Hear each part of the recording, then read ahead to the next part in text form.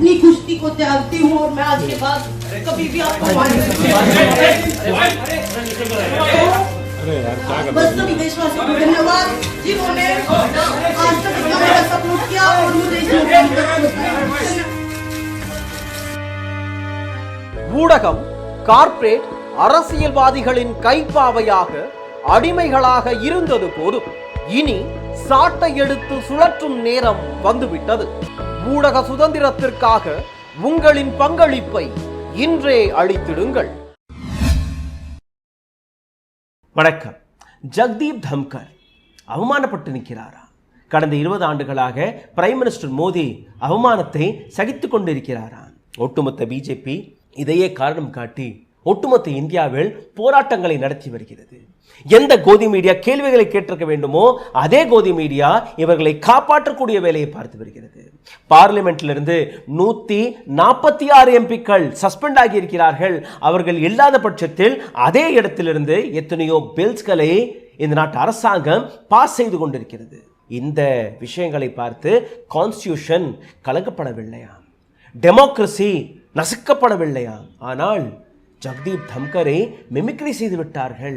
இந்த மிமிக்ரியால் நீங்க இந்த நாட்டு வைஸ் பிரசிடென்ட்டை களங்கப்படுத்தி விட்டீர்கள் என்று ஒட்டுமொத்த கோதி மீடியாவில் ஒட்டுமொத்த பிஜேபியின் ஐடி வெங்கை சார்ந்தன் அவர்கள் ஒட்டுமொத்த பிஜேபியினர்கள் ரோட்டில் இறங்கி போராடி கொண்டிருக்கும் போது இதே வைஸ் பிரசிடென்ட் ஜக்தீப் தம்கர் அவர்கள் கூறிய அந்த வார்த்தை, நீங்க மிமிக் செய்தது என்னை மட்டுமல்ல, நான் அமர்ந்திருக்கக்கூடிய இந்த பதவியை களங்கப்படுத்தி விட்டீர்கள், நான் வரக்கூடிய என்னுடைய ஜாதியை களங்கப்படுத்தி விட்டீர்கள், ஒட்டுமொத்த விவசாய வர்க்கத்தையே நீங்க கலங்கப்படுத்தி விட்டீர்கள். அதாவது ஜெகதீப் தம்கர் அவர்கள் அவரை பார்த்து கேள்வி கேட்டால் ஒட்டுமொத்த ஜாட் சமுதாயத்தையே நீங்க கேள்வி கேட்கும்படி, அவரை கேள்வி கேட்டால் அவரை மிமிக் செய்தால் ஒட்டுமொத்த விவசாயிகளையே நீங்க மிமிக் செய்யும்படி ஒரு ப்ரொபகண்டாவை பரப்பி வருகிறார்கள் இந்த நபர்கள். இந்த ஜாட் சமுதாயத்தை பார்த்து என்னை நீங்க அவமானப்படுத்தி விட்டீர்கள் என்று கூறினாரோ அதே ஜாட் சமுதாயத்துடைய ஒரு பெண் வீராங்கனை இந்த நாட்டிற்கு புகழை தேடிக் கொடுத்த அந்த பெண்மணியின் கண்கள் கலங்கி நிற்கிறது. ஜனவரி மாதத்திலிருந்து இந்த நாட்டில் இருக்கக்கூடிய பெண் வீராங்கனைகள் ஒரு மிகப்பெரிய போராட்டத்தை துவக்கினார்கள். இதே பிஜேபி சார்ந்த ஒரு எம்பியான Brij Bhushan Sharan Singh sexual harassment wrestling federation of இந்தியாவின் பிரசிடென்ட் பதவியிலும் இந்த நபர் இருந்திருக்கிறார். எத்தனையோ பெண்கள் இந்த நபருக்கு எதிராக ஸ்டேட்மெண்ட்களை கொடுத்து வந்தார்கள். ஆனால் இந்த நபர் பதவி விலகவில்லை. சுப்ரீம் கோர்ட் வரை இந்த வழக்கு போனது. எத்தனையோ இடங்களில் இதற்கு எதிராக போராட்டங்கள் வெடித்தது. ஒட்டுமொத்த பெண் வீராங்கனைகள் மட்டுமல்ல, ஆண் வீரர்களும் இந்த பெண்களுடன் அதே களத்தில் இறங்கினார்கள். ஜந்தர் மந்தரில் போராடி கொண்டிருக்கும் போது அங்க வைத்திருந்த பப்ளிக் டாய்லெட்ஸ்களையும் நீங்க நீக்கிவிட்டீர்கள். அந்த பெண்கள் அந்த வீரர்களுக்கு போகக்கூடிய அந்த மெத்தைகளை போக விடாமல், தண்ணீரை போக விடாமல் தடுத்தி வந்தது இதே அரசாங்கம். அன்னைக்கு ஜக்தீப் தம்கர் உறங்கிக் கொண்டிருந்தார். அன்னைக்கு பிரைம் மினிஸ்டர் மோடி உறங்கிக் கொண்டிருந்தார். அன்னைக்கும் இதே பெண் வீராங்கனைகள் கங்கை நதியில் போய் தன் கையில் இருக்கக்கூடிய பதக்கங்களை கரைக்க பார்த்தார்கள். அன்னைக்கும் உங்கள் போன்ற எத்தனையோ ஆண்கள், உங்கள் போன்ற ஜாதி வெறியர்கள் அதை மறைக்க பார்த்தீர்கள். சாக்ஷி மலிக் ஒரு ஜாட் பெண்மணி. இந்த பெண்ணுடன் நடந்த பல்வேறு தவறுகளை எத்தனையோ இடங்களில் எடுத்து காட்டினார்.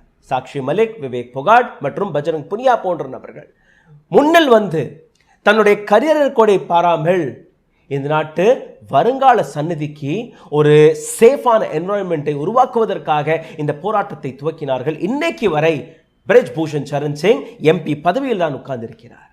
ரெஸ்லிங் ஃபெடரேஷன் ஆஃப் இந்தியா பதவியிலிருந்து நீக்கப்பட்டார், சஸ்பெண்ட் செய்யப்பட்டார். ஆனால் மீண்டும் ஒரு முறை அந்த இடத்தில் எலெக்ஷன் நடந்திருக்கிறது. இந்த எலெக்ஷனும் போது வீரர்கள் எடுத்து வைத்த ஒரே ஒரு கோரிக்கை, பிரெஜ் பூஷன் சரண் சிங் எப்பாடுபட்டாவது இந்த பதவியை தன் கையுக்குள்ளேயே வைக்க பார்ப்பார். அதனால் இவரை சம்மந்தப்பட்ட யாருமே இந்த எலெக்ஷனில் நிற்கக்கூடாது. இன்னும் சொல்ல போனால் ஒரு பெண் பிரசிடண்டாக வந்தால் எங்கள் அனைவருக்குமே பாதுகாப்பு.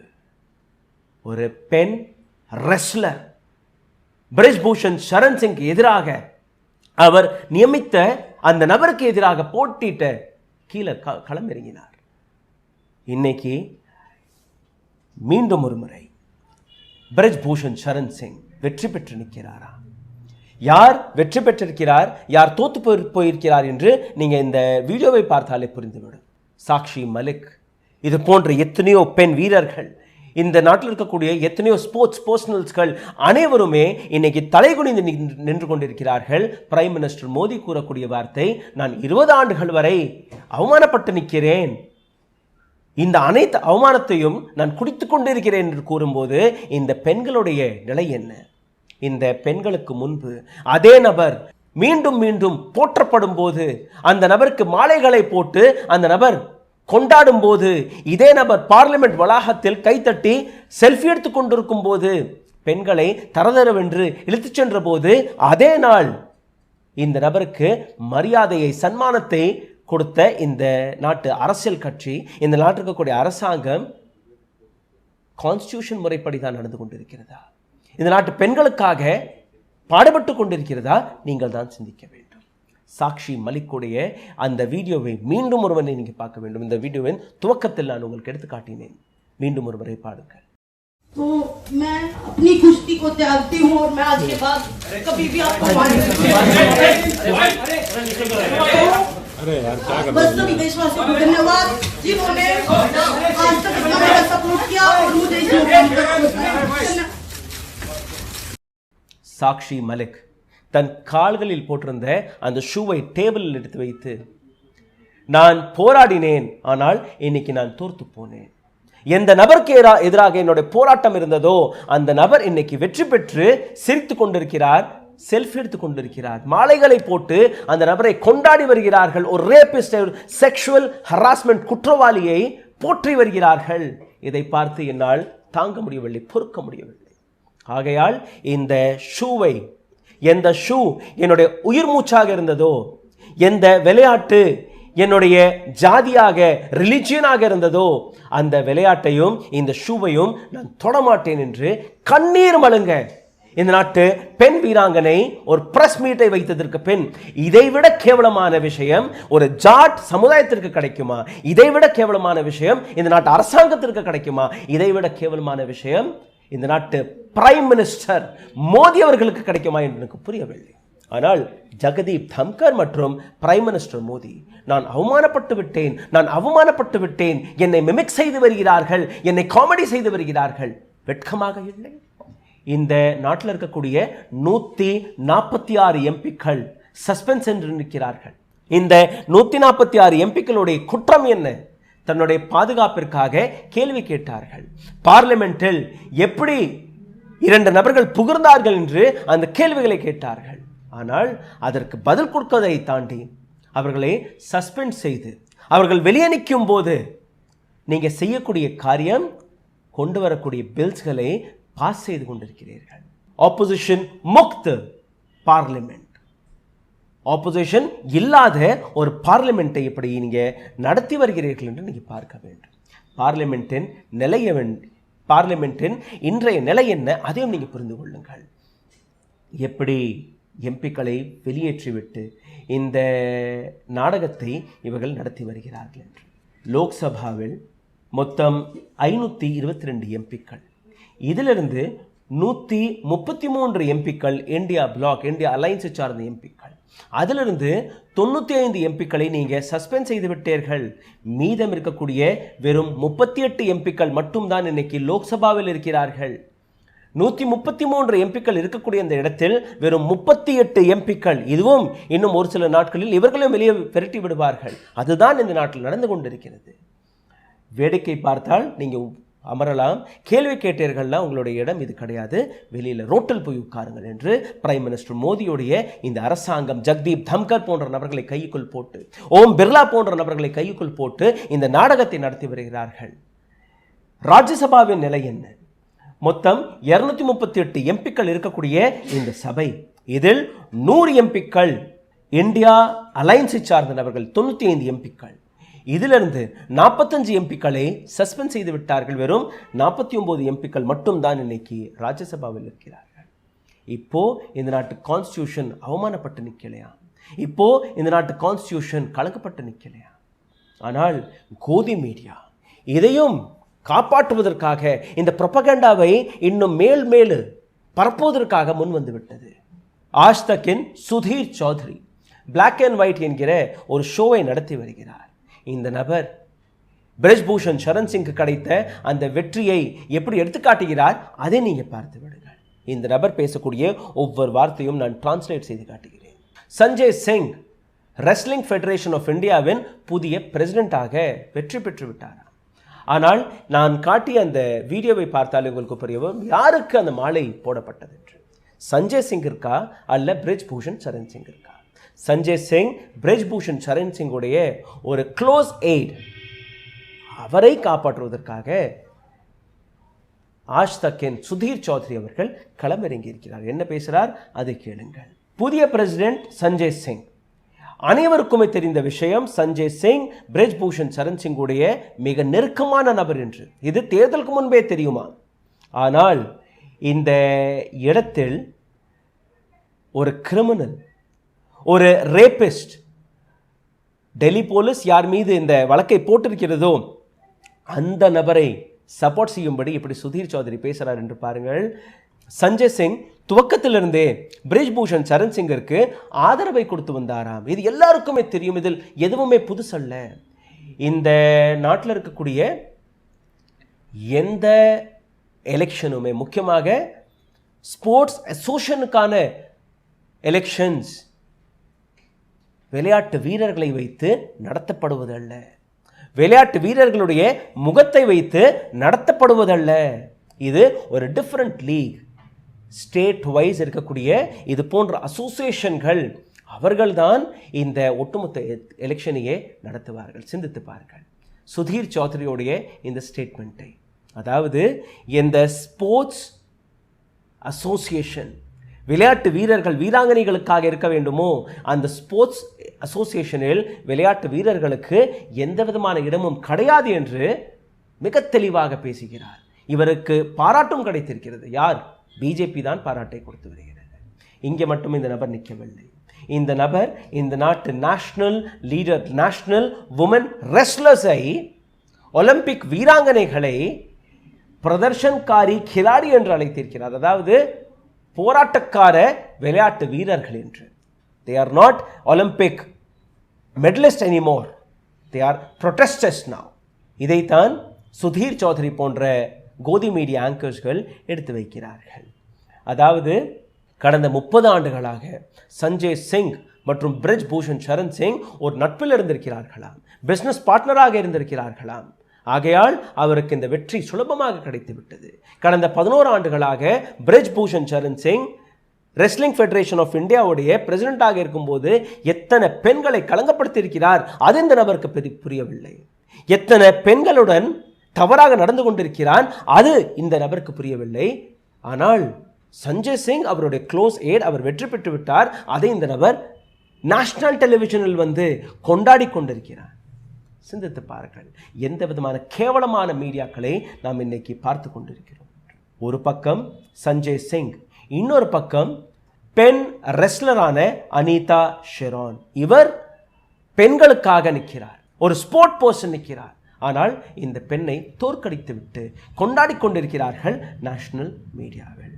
இது எல்லாம் பார்த்து சாக்ஷி மலிக்கால் பொறுத்து கொள்ள முடியவில்லை. சாக்ஷி மலிக், வினேஷ் பொகாட் மற்றும் பஜரங் புனியா 3 பேரும் ஒரு பிரஸ் மீட்டை வைத்து சாக்ஷி மலிக் தன்னுடைய ரிட்டையர்மெண்ட்டை அறிவித்து விட்டார். இதற்கு மேல் என்னால் இந்த விளையாட்டில் விளையாட முடியாது, ஆனால் என்னுடைய போராட்டம் துவங்கும். டெல்லி போலீஸ் இதே பிரஜ்பூஷன் சரண் சிங்க்கு எதிராக என்னெல்லாம் செய்தார் அதையும் நீங்க பாருங்கள். ஒரு சார்ஜ் ஷீட் ஃபைல் செய்யப்பட்டது. இந்த எம்பிக்கு எதிராக சார்ஜ் ஷீட் ஃபைல் செய்யப்பட்ட பின் கூட இந்த நபருடைய எம்பி பதவி பறிபோகவில்லை, இன்டாக்டாக இருக்கிறது. பெண்களுடன் தவறாக நடந்த செக்ஷுவல் ஹராஸ்மெண்ட் குற்றவாளி இன்னைக்கு பார்லிமெண்ட்ல உட்கார்ந்து கொண்டு கைத்தட்டி சிரித்து கொண்டு இருக்கிறார். 146 எம்பிக்கள் இன்னைக்கு வெளியில போராடி கொண்டிருக்கிறார்கள். இந்த கேள்வியை சுதீர் சௌத்ரி போன்ற நபர்கள், கோதி மீடியாவில் இருக்கக்கூடிய நபர்கள் ஒரு துளி கூட பேசவில்லை. ஆனால் சாக்ஷி மலிக் இவர் ஜாட் கிடையாதா? ஜக்தீப் தம்கர் ஜாட் சமுதாயத்தின் அடையாள சின்னமா? கூன கும்பிடு போடக்கூடிய நபர். விவசாயிகள் 750 விவசாயிகள் உயிரிழந்த போது வாயை பொத்திக் கொண்டிருந்து வேடிக்கை பார்த்த நபர். இந்த நபர் இன்னைக்கு ஜாட் சமுதாயம் விவசாயிகளுடைய அடையாள சின்னமாக மாறிவிட்டார். இவரை கேள்வி கேட்டால் அவரை கேள்வி கேட்கும்படி. அப்போ சாக்ஷி மலிக் இவருடைய கண்ணீர் யாருக்குமே தெரியாது.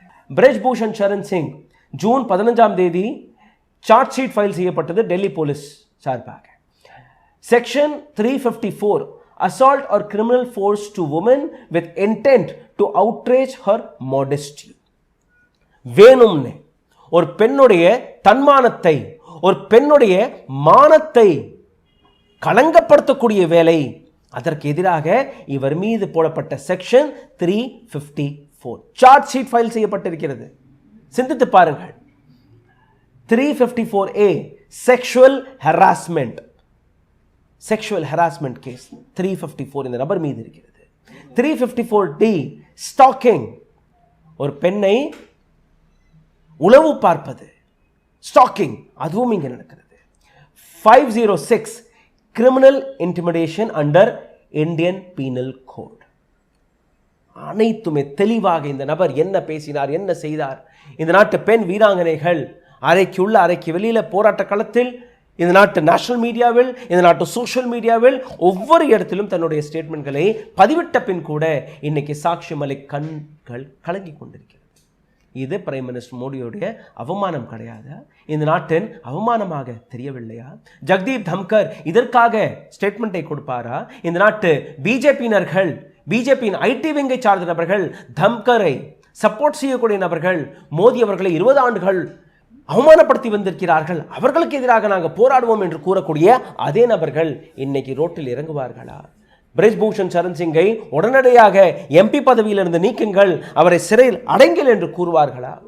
கூற மாட்டார்கள். பெயருக்கு மட்டும்தான் சஞ்சய் சிங், பின்புலத்தில் நீங்க பார்த்தீர்கள்னா பிரஜ் பூஷன் சரண் சிங் கையில் தான் ரெஸ்லிங் ஃபெடரேஷன் ஆஃப் இந்தியா மீண்டும் ஒரு முறை போய் சிக்கிக் கொண்டது. இதைத்தான் போராட்ட களத்திலிருந்து ஒலிம்பிக் வீராங்கனைகள் அனைவருமே கூறினார்கள், எது நடந்தாலும் பிரஜ் பூஷன் சரண் சிங்கை உங்களால் நீக்க முடியாது. பிரஜ் பூஷன் சரண் சிங்கை நீங்க நீக்குவதாக இருந்தால் இந்த ரெஸ்லிங் ஃபெடரேஷன் ஆஃப் இந்தியாவில் ஒரு பெண் ரெஸ்லர் பிரசிடென்டாக வந்தால் மட்டும்தான் எங்கள் போன்ற பெண்களை காப்பாற்ற முடியும் என்று கதறினார்கள். ஆனால் இன்னைக்கு அவர்களுக்கு கிடைத்த தோல்வி இந்த நாட்டுக்கே கிடைத்த தோல்வியாக நான் பார்க்கிறேன், நான் உணர்கிறேன். இந்த நாட்டில் இருக்கக்கூடிய ஒவ்வொரு பெண்ணிற்கும் கிடைத்த அவமானமாக நான் பார்க்கிறேன். பிரஜ் பூஷன் சரண் சிங் மாலையும் கையுமாக எந்த அளவில் கொண்டாடி கொண்டிருக்கிறான் என்று நீங்க பார்க்க வேண்டும். இது மட்டுமல்ல, டிசம்பர் 6ஆம் தேதி டெல்லி போலீஸ் மீண்டும் ஒரு முறை written argument against BJP MP Brij Bhushan Sharan Singh in sexual assault case written ஆர்குமெண்ட்டை சப்மிட் செய்திருக்கிறார். பிரஜ் பூஷன் சரண் சிங் மற்றும் கோ அக்யூஸ்டான வினோத் தோமர் 2 பேருமே கோர்ட்டில் ஆஜர் செய்யப்பட்டிருக்கிறார்கள். ஆனால் இவர்களுக்கு எதிராக எந்த விதமான ஆக்ஷனும் கிடையாது. பிரின்ஸ் ஜட் இவர் ஒரு ட்வீட்டை போட்டிருக்கிறார். इससे बड़ा तो अपमान शायद ही कभी हुआ हो जाट समाज का. இதைவிட பெரிய அவமானம் ஜாட் சமுதாயத்திற்கு எப்பவுமே கிடைத்ததில்லை. जब एक पहलवान बेटी ने यह कर कर कुश्ती छोड़ दी कि मैं इन दरिंदों से हार गई. ஒரு ஜாட் சமுதாயத்தின் மகளான ஒரு பெண்மணி தன்னுடைய ரெசிக்னேஷனை கொடுப்பதற்கு முன் கொடுத்த அந்த ஸ்டேட்மெண்ட், நான் இந்த மிருகங்களுக்கு முன்பு தோர்த்து போனேன் ஐயா. மிருகம் யார்? கோதி மீடியா மிருகமா? இந்த நாட்டு அரசாங்கம் மிருகமா? அல்ல பிரஜ் பூஷன் சரண் சிங் போன்ற அனைத்து ஆண்களுமே மிருகமா? இந்த அனைத்து நபர்களுமே மிருகங்கள் தான். சிந்தித்து பாருங்கள். சாக்ஷி மலிக்குடைய அந்த கண்ணீர்களுக்கு யார் பதில் கொடுக்க போகிறார்? பிஜேபியின் முன்னாள் கவர்னரான சத்யபால் மலிக் அவர்கள் இவரும் ஒரு ட்வீட்டை போட்டிருக்கிறார். साक्षी मलिक भारत की एकमात्र महिला पहलवान है जिसने कुश्ती में देश के लिए ओलंपिक में पकड़ जीता है. சாக்ஷி மலிக் இந்த நாட்டு ஒரே ஒரு பெண்மணி ஒலிம்பிக்ஸில் போய் இந்த நாட்டிற்காக பதக்கத்தை வென்றிருக்கிறார். एक ओलंपिक खिलाड़ी का व्यवस्था से निराश होकर कुश्ती को अलविदा कहना बहुत ही दुखदायी है. ஒரு ஒலிம்பிக் வீராங்கனைகள் இந்த சிஸ்டத்திற்கு முன்பு தோர்த்து போய் தன்னுடைய பதவியிலிருந்து தன்னுடைய போட்டியிலிருந்து ரிட்டையர்மெண்ட் வாங்குவது மிகவும் வேதனை கொடுக்கிறது. பிரைம் மினிஸ்டர் மோடி கொடுத்த ஸ்டேட்மெண்ட் போன்றுள்ள 20 ஆண்டுகளாக என்னை அவமானப்படுத்தி வருகிறார்கள். ஜக்தீப் தம்கர் போன்றவர்கள் என்னை அவமானப்படுத்தினால் ஜாட் சமுதாயத்தை அவமானப்படுத்தும்படி இந்த விவசாய வர்க்கத்தை அவமானப்படுத்தும்படி ஏற்றுக்கொள்ளுங்கள் என்று இந்த பெண்மணி இந்த நாட்டிற்காக வேர்வையை இரத்தத்தை சிந்தி இருக்கிறார். ஆனால் இது அவமானம் கிடையாதா? சாக்ஷி மலிக்குடைய இந்த படத்தை பாருங்கள். பதக்கத்தை வெல்லும் போது எந்த அளவில் இந்த நாட்டு தேசிய கொடியை தன் முதுகில் சுமந்து கொண்டிருந்தார் என்று இந்த தேசப்பற்றை நீங்கள் எப்படி பார்ப்பீர்கள்? 146 எம்பிக்கள் இன்னைக்கு வெளியே நின்று போராடி கொண்டிருக்கிறார்கள். இந்த 146 எம்பிக்களுக்கு ஹேமமாலினியும் பதில் கொடுத்திருக்கிறார்.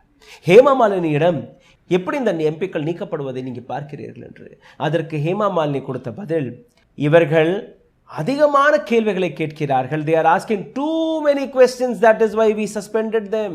பார்லிமெண்டில் நீங்கள் கேள்வி கேட்டு வருகிறீர்கள், அதிகமான கேள்விகளை கேட்டு வருகிறீர்கள், அதனால் அந்த கேள்விகளுக்கு பதில் கொடுக்க முடியாமல் நாங்கள் இவர்களை நீக்கிவிட்டோம். அது என்ன சொன்னார் என்று நீங்களே கேட்டு விடுங்கள். देखिए वो इतना सवाल उठाते हैं, कुछ अजीब सा बिहेव करते हैं, तो इसके लिए उनको सस्पेंड किया गया ना. सस्पेंड किया तो कुछ तो उन लोग गलत काम कर रहे हैं. सो अकॉर्डिंग टू சஸ்பென்ஷனுக்கு எதிராக ஆப்போசிஷன் லீடர்ஸ்கள் விஜய் சௌக்கில் ஒரு பரேடியம் நேற்று நடத்தினார்கள். தானாஷாஹி நஹி சலேகி, அதாவது சர்வாதிகாரத்தை நாங்கள் பொறுத்து கொள்ள மாட்டோம் என்று மல்லிகார்ஜுன் கர்கே அவர்கள் கொடுத்த அந்த ஸ்டேட்மெண்ட், நாங்கள் உள்ள இல்லாத பட்சத்தில் இந்தியா கூட்டணி மட்டுமல்ல ஒட்டுமொத்த ஆப்போசிஷனையே வெளியே நிற்க வைத்து இவர்கள் வேடிக்கை பார்த்து வருகிறார்கள். அங்கே பல்வேறு பில்ஸ்களை பாஸ் செய்து வருகிறார்கள், அத்துமீறி பாஸ் செய்து வருகிறார்கள். அப்போ இது கான்ஸ்டியூஷனுக்கு எதிரானது கிடையாதா? சாக்ஷி மலிக், விகேஷ் புகாட் மற்றும் பஜ்ரங் புனியா எதிரில் இருக்கக்கூடிய ஆப்போசிஷன், இவர்கள் ஒரு பக்கம். பிரிஜ் பூஷன் சரண் சிங், கோதி மீடியா, பிஜேபியின் ஐடி செல் மற்றும் நரேந்திர தாமோதர் தாஸ் மோடி இன்னொரு பக்கம். யார் பக்கம் நீதி நியாயம் இருக்கிறது என்று, யார் சர்வாதிகாரி என்று சிந்தித்து பாருங்கள். கோதி மீடியா எந்த கேள்வியை கேட்டிருக்க வேண்டுமோ, எப்படி இந்த 146 எம்பிக்கள் வெளியே நிற்கிறார்கள், அந்த தருணத்தில் எப்படி நீங்கள் பில்ஸ்களை பாஸ் செய்து வருகிறீர்கள் என்கிற இந்த கேள்வியை கேட்பதை தாண்டி கோதி மீடியா மற்றும் பக்தர்கள் சங்கிகள் பிஜேபியினர்கள் எடுத்து வைத்த அந்த விஷயத்தை நீங்க பாருங்கள். கல்யாண் பானர்ஜி மிமிக்ரி செய்து விட்டார், இந்த நாட்டு வைஸ் பிரசிடென்ட்டை மிமிக் செய்து விட்டார். மிமிக்ரி ஜோக் நம்மளுடைய கலாச்சாரத்தில் இருக்கக்கூடிய ஒரு அங்கம். முதல் முறையாக ஒரு நபரை யாரும் மிமிக் செய்யவில்லை. எத்தனையோ டெலிவிஷன் ஷோக்களை எடுத்து பாருங்கள், இந்த நாட்டில் இருக்கக்கூடிய எத்தனையோ பொலிட்டீஷியன்ஸ்களை மிமிக் செய்வதே வழக்கமாக இருக்கிறது. எத்தனையோ படங்களில் பொலிட்டீஷியன்ஸ்களை மிமிக் செய்திருக்கிறார்கள். அப்போ இந்த கான்ஸ்டியூஷன் கலங்கப்படவில்லையா? மிமிக்ரி ஆர்டிஸ்ட் இதே பஞ்சாபின் சீஃப் மினிஸ்டராக பதவியேற்றிருக்கிறார், ஸ்டாண்டப் காமெடியன் அவர். அப்போ இந்த நாட்டு கான்ஸ்டியூஷனே கலங்கப்பட்டு நிற்கிறதா? இல்லை இல்லை, என்னை பற்றி நீங்கள் பேசினீர்கள்னா இந்த நாட்டு ஜாட் சமுதாயத்தை தவறாக பேசிவிட்டீர்கள், விவசாயிகளை தவறாக பேசிவிட்டீர்கள். அப்போ எங்கே இருக்குது அந்த சர்டிஃபிகேட்? எந்த ஜாட் சமுதாயம் உங்களை அவருடைய அடையாளமாக எடுத்து காட்டியது? எந்த விவசாய வர்க்கம் உங்களுடைய அடையாளமாக எடுத்து காட்டியது? இதற்கான பதில் இருக்கிறதா? கிடையாது. இந்த ஒட்டுமொத்த விஷயம், இதற்கு பின்னாடி இருக்கக்கூடிய இன்னொரு அர்த்தத்தை நான் உங்களுக்கு எடுத்து காட்டுகிறேன். வைஸ் பிரசிடென்ட் பதவியை கலங்கப்படுத்தி விட்டார்கள் என்று யார் கூறுகிறாரோ அவரை பார்த்து இந்த கேள்வி. வைஸ் பிரசிடென்ட் என்றால் எந்த கட்சியை சார்ந்த நபரும் கிடையாது. இந்த நாட்டின் பிரசிடென்ட், வைஸ் பிரசிடென்ட், பிரசிடென்ட்டுக்கு கீழே இருக்கக்கூடிய அடுத்த பதவி, மிக முக்கியமான பதவி. இந்த பதவியில் இருக்கும்போது எந்த பக்கமும் நீங்கள் சாயக்கூடாது. ஆனால் ஜெகதீப் தம்கர் அவர்கள் ராஜஸ்தான் தேர்தலும் போது எத்தனை முறை ஒஃபிஷியல் ட்ரிப்பாக ராஜஸ்தான் சென்று வந்தார் என்று தெரியுமா? அசோக் கெஹ்லோட் அவர்கள் அதை சுட்டிக்காட்டிய பின் கூட இவர்களுடைய அந்த அரசியல் பிரச்சாரம் நிற்கவில்லை. இந்த நாட்டு வைஸ் பிரசிடென்ட்டாக நீங்கள் வலம் வந்தீர்களா அல்ல ஒரு தேர்தல் பிரச்சாரத்திற்காக நீங்கள் அங்கே போய் வந்தீர்களா என்று நீங்கள் பார்க்க வேண்டும். PIB கொடுத்த ஸ்டேட்மெண்ட்டை நீங்கள் பார்த்தீர்களா? 13 மாதங்களில் 17 முறை ராஜஸ்தானின் பிரச்சார அலையில் கலந்து கொண்டார் வைஸ் பிரசிடென்ட் தம்கர் அவர்கள். இந்த PIB-உடைய எத்தனையோ பட்டியலை நீங்கள் பார்த்தீர்களா?